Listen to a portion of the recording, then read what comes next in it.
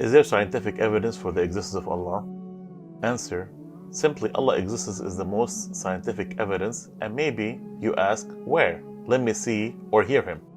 Our answer would be then, you didn't ask if we see or hear Allah at the same way of seeing or hearing the tangible things. If this was your question, then our answer would be, of course not. But your question was, is there a scientific evidence for the existence of Allah? Science is composed of sense and reason.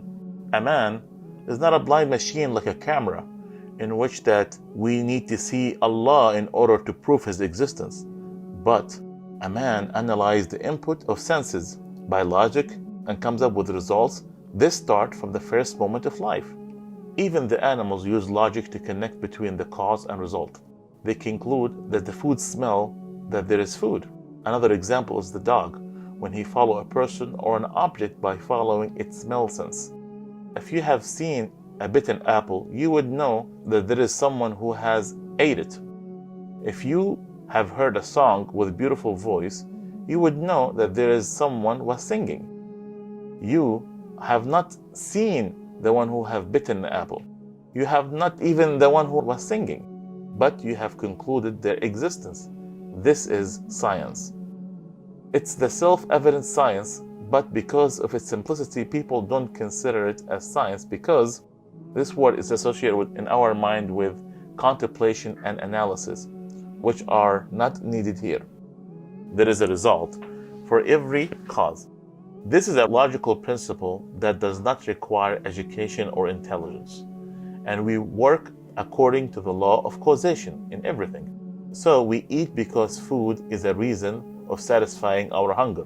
We drink because water is a reason for quenching our thirst. We sleep to rest, and we work to make a living.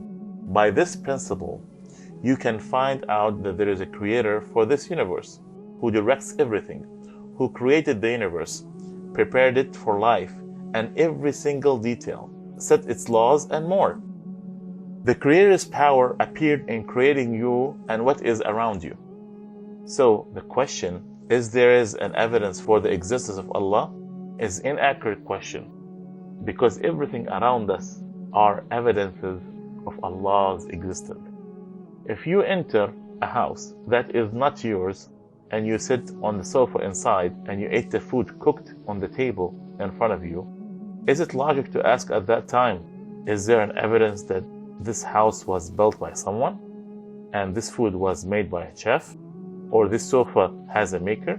Exactly. Allah subhanahu wa ta'ala says in the Quran, قُلْ انظُرُوا مَاذَا فِي السَّمَاوَاتِ وَالْأَرْضِ وَمَا تُغْنِي الْآيَاتُ وَالنُّذُرُ عَنْ قَوْمٍ لَا يُؤْمِنُونَ. Behold, all that is in the heavens and on earth, but neither signs nor warners profit those who believe not.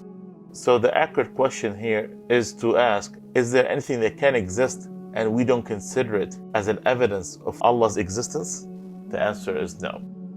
Ibn Taymiyyah has spoken about the truth when he said, whenever people are in need of something, Allah will present it with a better than what His servants need. Therefore, people need to know that their Lord is the greatest of needs. So Allah bestowed upon them by evidence of existence. Indeed, one of His names is Al-Zahir, the manifest, the evident. In his book, Zad al-Masir by Ibn al-Jawziyah said, in the interpretation of the verse, هو الأول والآخر والظاهر والباطن. He is the first and the last, the ascendant and the intimate, and He is of all things knowing. Allah is manifest by His brilliant argument, enlightened proofs, and evidence indicating His authenticity and oneness. So He is the manifest as He could be known by minds and evidence. And at the same time, He is the hidden because He is not seen by eyes, like all things seen in the world. This is simply and clearly the evidence of His existence. All the creatures with their characteristics which can not create themselves, also, they can not be created from nothing. There must be a greater creator. So it is necessary to separate the evidences for existence of Allah and the responses to those who deny this self-evident truth. Moreover, the frequent repetition of suspicions raised against something does not necessarily mean its weakness. Rather, in this case, the frequent repetition of suspicions expresses the conflict of the deniers with their truth that attacks them to satisfy themselves. Don't they not look into the realm of the heaven and the earth and everything that Allah had created and think that perhaps their appointed has come near?